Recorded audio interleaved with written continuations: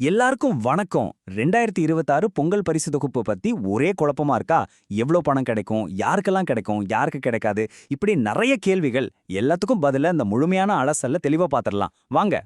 முதல்லயே எல்லாரும் எதிர்பார்க்கிற அந்த ஜாக்பாட் விஷயத்துக்கு வந்துரலாம். ஆமாங்க, இந்த வருஷம் பொங்கல் பரிசா தகுதியான ஒவ்வொரு குடும்பத்துக்கும் ரொக்கமா 5000 ரூபாய் கிடைக்க போகுது. இது நிஜமாவே ஒரு பெரிய அறிவிப்பு தான். ஆனா நில்லுங்க, விஷயம் இந்த 5000 ரூபாயோட முடியல. இது கூடவே ஒரு முழுமையான பரிசு தொகுப்பும் வருது. அதுல இன்னும் என்னென்னலாம் இருக்குன்னு தெரிஞ்சுக்க வேண்டாமா?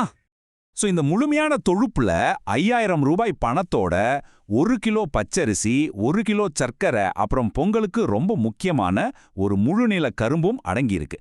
இதுதான் ஒவ்வொரு தகுதியான குடும்பத்துக்கும் கிடைக்க போற கம்ப்ளீட் பொங்கல் பரிசு. சரி, இதெல்லாம் ஓகே. ஆனா இந்த பரிசு தொகுப்ப எப்போ எப்படி வாங்குறது? அதுக்கான வழிமுறை என்ன? டைம்லைன் என்ன?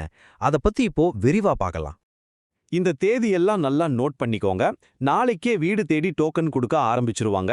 உங்களுக்கு டோக்கன் கிடைச்சதும் ஜனவரி 9ஆம் தேதியில இருந்து 12ஆம் தேதிக்குள்ள உங்க பகுதி ரேஷன் கடைக்கு போய் இந்த பரிசு தொகுப்பை வாங்கிக்கலாம். இந்த தேதிகளை மட்டும் மறந்துடாதீங்க. இந்த திட்டம் எவ்வளவு பெரியது? இதனால தமிழ்நாட்டுல எத்தனை பேர் பயனடைய போறாங்க? வாங்க அந்த கணக்க பார்க்கலாம்.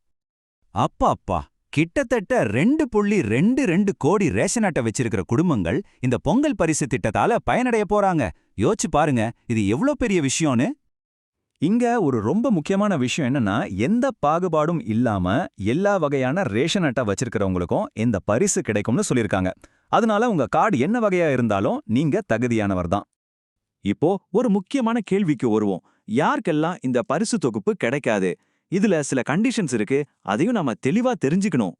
பாத்தீங்கன்னா, மத்திய மாநில அரசு ஊழியர்கள், பொதுத்துறை நிறுவனங்கள்ல வேலை செய்றவங்க, அப்புறம் வருமான வரி கட்டுறவங்களுக்கு இந்த பரிசு தொகுப்பு கிடைக்காது.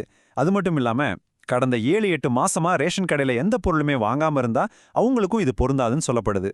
இப்போ எல்லாருக்கும் மனசுல வர்ற ஒரு பொதுவான சந்தேகம் இதுதான்.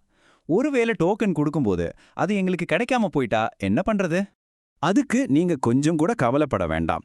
டோக்கன் கிடைக்காதவங்க கூட அந்த பரிசு கொடுக்கிற தேதிகள்ல நேரடியா ரேஷன் கடைக்கு போய் உங்க பரிசை வாங்கிக்கலான்னு தகவல் வந்திருக்கு. அதனால டோக்கன் மிஸ் ஆயிடுச்சேன்னு பயப்படவே தேவையில்லை. இப்போ நம்ம பார்த்த இந்த எல்லா தகவல்களும் கிடைத்த செய்திகளோட அடிப்படையில தான். ஆனா இதுக்கான அதிகாரப்பூர்வ அரசாணை இன்னும் வெளியாகல.